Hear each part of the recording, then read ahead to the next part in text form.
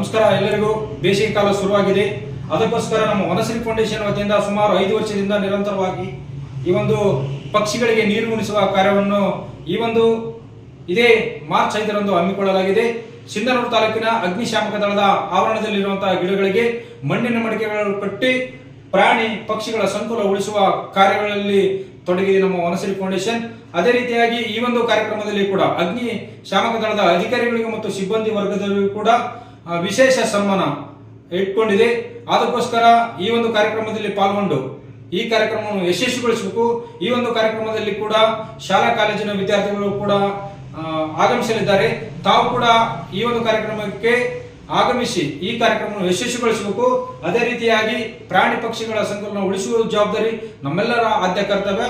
ದಯವಿಟ್ಟು ಪ್ರಾಣಿ ಪಕ್ಷಿಗಳ ಉಳಿಸುವ ಕಾರ್ಯಕ್ಕೆ ನೀವು ಕೂಡ ಕೈ ಜೋಡಿಸಬೇಕೆಂದು ತಮ್ಮಲ್ಲಿ ವಿನಂತಿ ಮಾಡಿಕೊಳ್ತೇನೆ.